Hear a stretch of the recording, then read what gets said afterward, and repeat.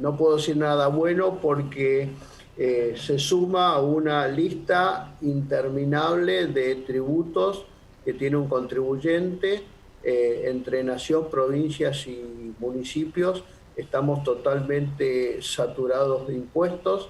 Con estos impuestos que se aprobaron en el presupuesto, más esto que va camino a aprobarse, que es un impuesto, aunque lo llamen aporte, vamos a superar los 170 tributos vigentes en la Argentina.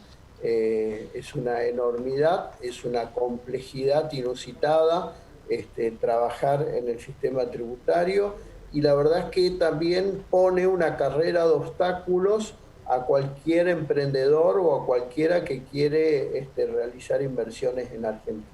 Yo Respecto de, precisamente leí un artículo suyo en donde usted focalizaba en esto, que se va a desalentar un montón de cuestiones cuando hablamos de la necesidad de la Argentina de inversión, de crear confianza. ¿Con esto se está desalentando todo esto que decimos por otro lado?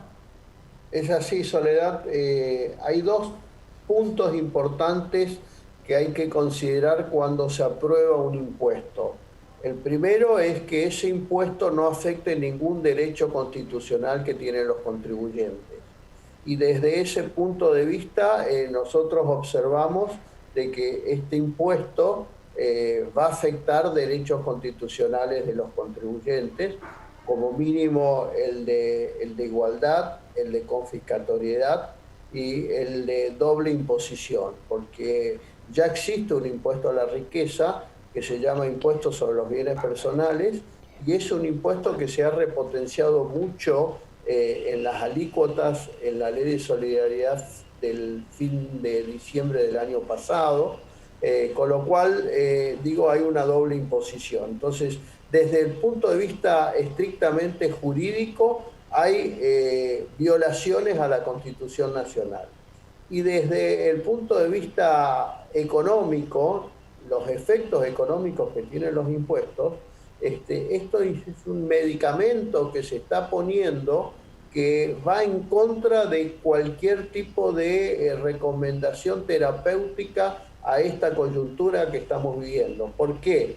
Porque una Argentina en pandemia y con una cuarentena tan extensa como lo hemos tenido, lo que ha generado es un problema muy importante en las inversiones, un problema muy importante en el empleo, ha crecido el desempleo, ha crecido la pobreza, y el remedio contra esa situación no es más impuestos, sino más inversión, porque cuando hay más inversión, la inversión es la única que crea empleo genuino, la inversión privada.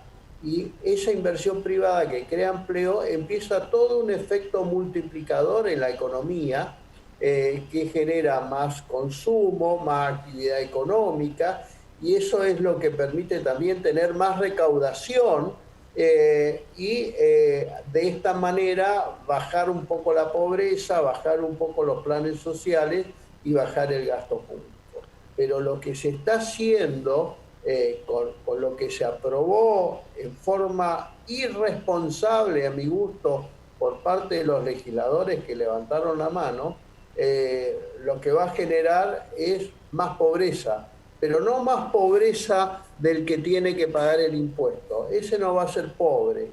Lo que sí va a generar más pobreza es que en el momento de elegir dónde se invierte el dinero, muchos emprendedores lo van a hacer en otros países que los tratan con más cariño impositivo. César, y cuando hablamos de riqueza o fortuna, por ahí la gente se pregunta de cuánto dinero estamos hablando para, bueno, que tengan este impuesto. Y otra pregunta, un poco más técnica, no tenemos mucho tiempo, pero si el impuesto a las ganancias, entonces también obviamente hay que pagarlo junto con este impuesto.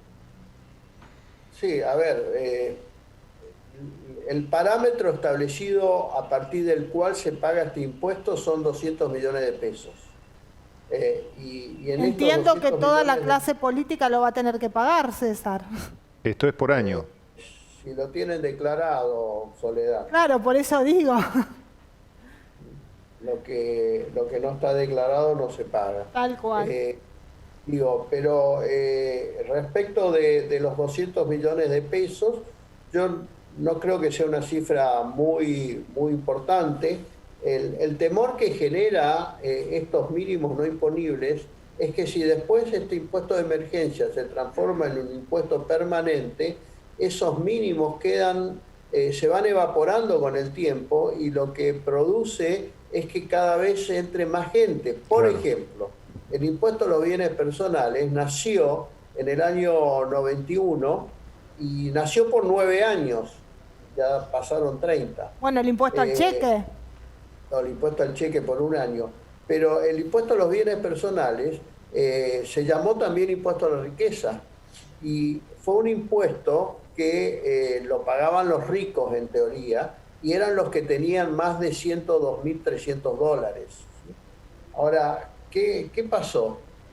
Con el tiempo este impuesto se fue perpetuando, como muchos otros, y el mínimo no imponible fue evaporándose.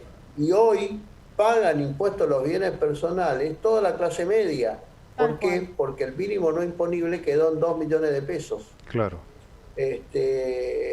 Vamos a decir, en términos de dólar contado con líquido, dólar real, qué sé yo, $12.000, $13.000 contra los 102.300.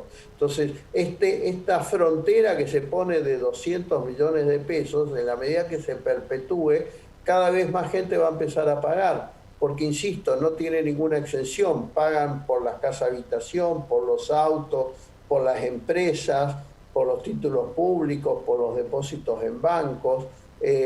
No es tan difícil llegar a esa cifra para la gente que es emprendedora y que la gente que va acumulando un poco de inversiones y que va acumulando mucho más emprendimientos. Todo eso es capital que va a quedar sujeto a este impuesto. Entonces lo que va a pasar es un traspaso de riqueza del sector productivo, del sector que necesita ahora invertir más, porque la pandemia lo dejó sin masa muscular, lo dejó debilitado, lo dejó sin vitamina. Le estamos sacando el complejo vitamínico al emprendedor, al empresario, para dárselo al Estado y vaya a saber cómo lo administra el Estado.